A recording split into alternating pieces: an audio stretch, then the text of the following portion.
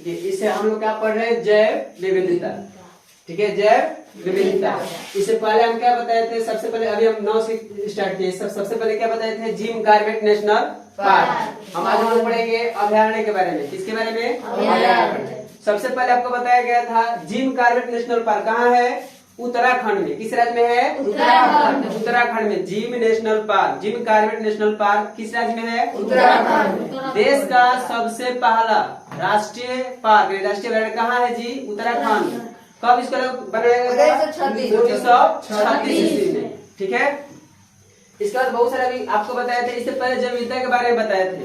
ठीक है, बहुत सारे ऐसे जीवों में विभिन्नता, जीवों में विभिन्नता, उसको हम लोग क्या बोलेंगे, जैव विविधता। जैसे हमारे पशु पक्षी बहुत सारे अलग अलग प्रजाति मिलते हैं। ठीक है, मनुष्य में भी क्या होता है कि हम लोग के यहाँ अलग अलग किस्म की संस्कृति है। जंगलों में जो आदिवासी होते हैं उनकी अलग संस्कृति है। ठीक है, तो जीवों में विभिन्नता, हम लोग भी जीव है तो हम लोग का अलग विविधता है। ठीक है, हम लोग तो घास फूस नहीं ना खाते हैं, बोला सर जी पालक ही खाते हैं तो घासे न है पालक। लेकिन दैट मीन्स होता है क्या है कि सबकी प्रजाति का जीने का अलग तरीका है। ठीक है, उसके जीवों में क्या है, विभिन्नता है। बंदर के पूंछ होता है, आदमी के पूंछ होता है नहीं होता है।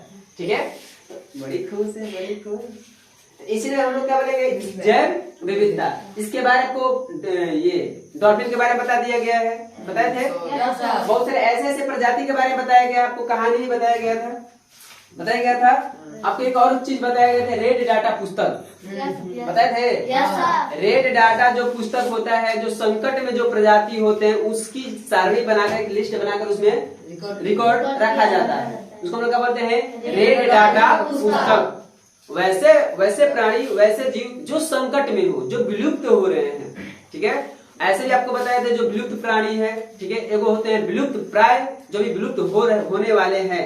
एक होता है क्या, विलुप्त प्राणी जो विलुप्त हो चुके हैं, जैसे डायनासोर, डोडो पक्षी, ये सब क्या हुए हैं, विलुप्त हो चुके हैं। इसी को संरक्षण के लिए, बचाने के लिए हम लोग किसका निर्माण किया गया, अभयारण्य और राष्ट्रीय पार्क। समझ आएगा बात। इससे पहले आपको बता दिया गया था जिम कॉर्बेट नेशनल पार्क, और सारे बहुत सारे बताया गया था आपको। काजीरंगा अभयारण्य कहाँ है, असम में। कहाँ है, असम में। किसके लिए प्रसिद्ध है, तो एक सिंग वाला गैंडा के लिए। गिर अभयारण्य कहाँ है, गुजरात। गिर अभयारण्य कहाँ है, गुजरात में है। वाल्मीकि अभयारण्य कहाँ है, बिहार में है ना। कांवर पक्षी बिहार किस राज्य में है, तो बिहार। और बिहार के किस जिला में है, तो बेगूसराय जिला में है। ठीक है, और आपको बता गौतम बुद्ध अभयारण्य कहाँ है, बिहार। ठीक है, गौतम बुद्ध अभयारण्य कहाँ है, बिहार। बेतला नेशनल पार्क किस राज्य में है, झारखंड में। कहाँ है, झारखंड में, पलामू जिला में। कहाँ है, अगर आपसे पूछा जाएगा बताइए कान्हा नेशनल पार्क किस राज्य में है, मध्य प्रदेश में। कान्हा नेशनल पार्क किस राज्य में है, मध्य प्रदेश। अच्छा ये बताइए, आपको बताया गया था कि अभयारण्य किस लिए बनाया गया था, ताकि उसमें जीव जंतु जितने भी हैं अच्छे से रह सके, उनका कोई शिकार नहीं करेगा, उसमें कोई कृषि नहीं करेगा, खेती नहीं करेगा, और कोई भैंस गरु अलग से कोई चराने नहीं जाएगा। इसी के लिए क्या बनाया गया था, रिजर्व बनाया गया था, अभयारण्य यानी राष्ट्रीय पार्क। आपसे पूछा जाएगा बताइए बांदीपुर अभयारण्य कहाँ है, कर्नाटक में। कहाँ है, कर्नाटक। ये किसके लिए प्रसिद्ध है, उसमें पाए जाने वाले कौन जंतु, ठीक है, वो किसके लिए है, तो भारतीय पक्षी। इसमें केवल भारतीय पक्षी ही रहते हैं। कहाँ जी, बांदीपुर अभयारण्य कहाँ है, कर्नाटक। बांदीपुर जो है कहाँ है, कर्नाटक में है। तो किसके लिए प्रसिद्ध है, भारतीय पक्षी के लिए। ठीक है, भरतपुर पक्षी विहार किस राज्य में है, राजस्थान में है। किस राज्य में है, राजस्थान में। ठीक है, ये किसके लिए प्रसिद्ध है, तो प्रवासी पक्षी के लिए। आपको बताया गया था प्रवासी पक्षी किसको बोलते हैं, किसको बोलते हैं प्रवासी पक्षी, वैसे पक्षी जो दूसरे देश में हमारे देश में वैसे पक्षी जो दूसरे देश से उड़ करके हमारे देश में आते हैं, वैसे पक्षी को हम लोग क्या बोलते हैं, प्रवासी पक्षी। ठीक है, प्रवासी पक्षी हमारे कांवर बिहार में जो आती है, कांवर जो बेगूसराय जिला में है वहाँ पर आती है। भरतपुर पक्षी बिहार राजस्थान में भी आती है, कौन, प्रवासी पक्षी, जो वहाँ पर आकर के रुकती है। आपको बता दिया गया है प्रवासी पक्षी, वेरी गुड। इसके बाद है क्या, रणथंभौर राष्ट्रीय पार्क किस राज्य में है, राजस्थान में है। किसके लिए प्रसिद्ध है? बाघ। बाघ के लिए। आपसे क्वेश्चन पूछा जाएगा कि बाबू बताइए रणथंभौर राष्ट्रीय पार्क किस राज्य में है, तो बोलेंगे राजस्थान। किसके लिए रिजर्व, किसके लिए है? बाघ के लिए है।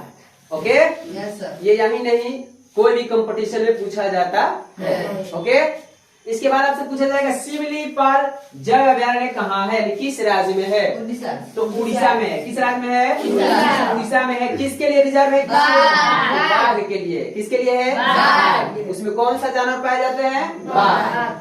नंदन कानन अभयारण्य, नंदन कानन अभयारण्य किस राज्य में है? उड़ीसा में। ये भी किस राज्य में है? उड़ीसा। उड़ीसा में ही है। ये भी किसके लिए प्रसिद्ध है? बाघ। बाघ के लिए है। समझ बात? अब आपसे पूछा जाएगा सरिस्का अभयारण्य किस राज्य में है? हरियाणा। सरिस्का राजस्थान। राजस्थान, हरियाणा बोल रहा है। किस राज्य में है? राजस्थान में है। किसके लिए प्रसिद्ध है? तो बाघ और हिरण। बाघ और हिरण के लिए। समझने बात? आपसे पूछा जाएगा सुल्तानपुर पक्षी विहार, हरियाणा। ये बिहार नहीं है, विहार है। ओके, ध्यान दीजिएगा। सुल्तानपुर पक्षी विहार किस राज्य में है? हरियाणा में। किसके लिए प्रसिद्ध है? पक्षी के लिए प्रसिद्ध है। समझने बात? Yes sir. इससे पहले अब और भी चीज बता देते हैं, 1 से लेकर 8 तक। ठीक है, जिम कार्बेट नेशनल पार्क सबसे पहला जिम कार्बेट है, जो कब स्थापित किया गया था? 1936, जो हमारे भारत देश का सबसे प्रथम राष्ट्रीय पार्क है। कौन है? Jim Corbett national park. किस राज्य में है? उत्तराखंड में। आपसे पूछा जाएगा कि देश का, भारत देश का प्रथम नेशनल पार्क किस राज्य में है? उत्तराखंड। उत्तराखंड। इसकी स्थापना कब हुई थी? 1936 ईस्वी में। Okay, yes sir. अब आते हैं इधर। इसके बाद हम लोग को पढ़ना है 13 पाठ, तारे और सूर्य का परिवार। ओके, उससे पहले आपको एक क्वेश्चन इसमें दिया गया है, मिलान करना है। आपसे पूछा जाएगा डोडो, डोडो जो पक्षी है, क्या है? डोडो पक्षी है। ये किस राज्य में, कहाँ से रिलेटेड, इसका संबंध कहाँ से है? बताइए। डोडो पक्षी का संबंध किससे किससे इसे बताना है। या बाघ से संबंध है, एक सिंग वाला गैंडा से संबंध है, विलुप्त हो रहे पौधे से संबंध है, मॉरिशस की विलुप्त जंतु से संबंध है, या गंगा की विलुप्त हो रही स्तनधारी से संबंध, किससे संबंध है? Very good. देखिए, डोडो पक्षी जो है कहाँ की पक्षी है जी?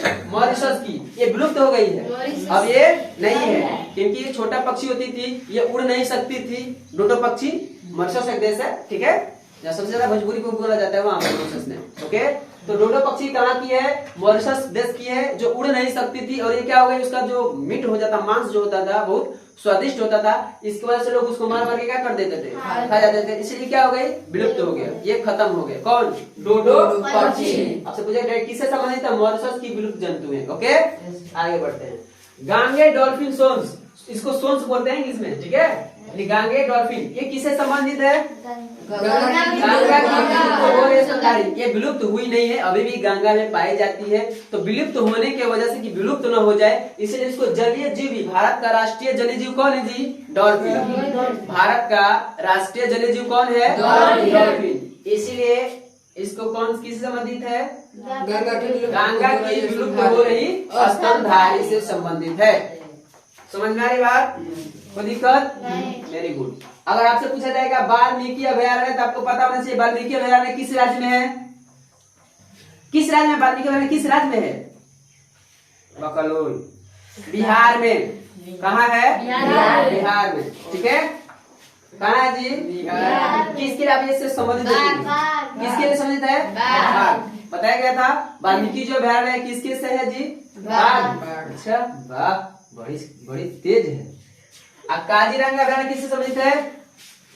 काजीरंगा एक सिंग वाला गैंडा। वाल्मीकि अभयारण्य जो है बाघ से संबंधित है। किससे? कि किसमें कौन से जंतु पाए जाते हैं? बाघ। कौन पाए जाते हैं? बाघ। अब काजीरंगा अभयारण्य क्या पाया जाता है? इसमें एक सिंग वाला गैंडा। इससे पहले हम पढ़ा चुके थे, इससे पहले, ठीक है। तो आपसे पूछा जाएगा कि काजीरंगा अभयारण्य किससे संबंधित है? एक सिंग वाला गैंडा। आपसे पूछा जाएगा एक सिंग वाला गैंडा किस अभयारण्य में पाया जाता है? तो काजीरंगा अभयारण्य। ओके, अब फिर लास्ट जो बच्चा है फिक्स है, इसी से होगा रिलेशन, है ना। तो आपसे पूछा जाएगा फर्म जिंको साइकट, ये क्या पौधे के नाम है? ये क्या है जी? पौधे के नाम है। ये जो क्या हो रहे हैं, विलुप्त हो रहे हैं धीरे धीरे। क्या हो रहे हैं? विलुप्त। विलुप्त का मतलब ये क्या हो रहा है कि ये खत्म हो रहे हैं। क्या हो रहे हैं? खत्म हो रहे हैं। ठीक है, इनको बचाने के लिए क्या हो रहा है जी? तो कौन है? फल, जिनको साइकेट। ठीक है, किसे और रिलेशन रखते हैं? विलुप्त हो रहे हैं पौधे। ये कौन है? सब पौधे हैं। क्या सब है जी? पौधे हैं। सुनाई बात? सबका सही होगा? सही है। Very good. तो आपसे और भी बहुत सारे क्वेश्चन पूछ देगा, जिससे आपसे जिससे पूछा था राष्ट्रीय पार्क किसे कहते हैं? जैव विविधता दिवस कब मनाया जाता है? विविधता दिवस कब मनाया जाता है? 22 मई। 22 मई ना। सबसे पहले विविधता के बारे में घोषित कौन किया था? कौन देश? संयुक्त राष्ट्र संघ। कब जी? 2022। अरे बकलोल, 2010। 2010 में किया था। कब किया था? 2010। आपसे पूछा जाएगा। अच्छा ठीक है, राष्ट्रीय पार्क का इंग्लिश क्या होता है? National park. क्या होता है? National park. ठीक है, ये सब क्या हो जाएगा? अब खत्म। क्या हो गया ये चैप्टर? खत्म। अब हम लोग क्या पढ़ेंगे? तारे और सूर्य का परिवार।